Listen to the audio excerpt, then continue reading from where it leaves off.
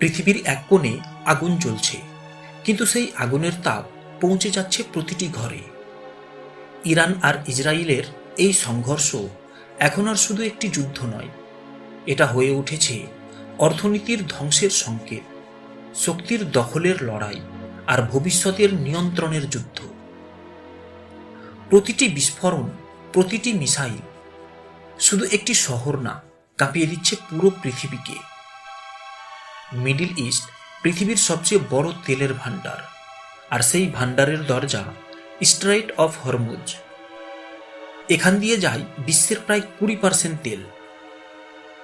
যদি এই পথ বন্ধ হয়ে যায়, থেমে যাবে গাড়ি, বন্ধ হয়ে যাবে কারখানা, অচল হয়ে যাবে অর্থনীতি। তখন যুদ্ধটা শুধু সীমান্তে থাকবে না, পৌঁছে যাবে আপনার ঘরে।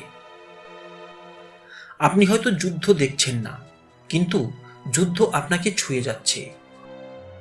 তেলের দাম বাড়ছে, খাবারের দাম বাড়ছে, দৈনন্দিন জীবন কঠিন হয়ে যাচ্ছে। আপনি না চাইলেও এই যুদ্ধের মূল্য আপনাকে দিতে হচ্ছে। সমুদ্রপথই বিশ্বের প্রাণ, কিন্তু সেই পথই যদি বিপদে পড়ে, পণ্য পৌঁছাবে না, বাজারে জিনিস কমে যাবে, তৈরি হবে সংকট। ধীরে ধীরে পুরো পৃথিবী থেমে যেতে শুরু করবে। এই যুদ্ধের আড়ালে চলছে আরো বড় খেলা। ইউনাইটেড স্টেটস, রাশিয়া, চায়না সবাই নজর রাখছে, সবাই প্রস্তুত। আর একটুখানি ভুল পুরো পৃথিবী ছড়িয়ে পড়তে পারে।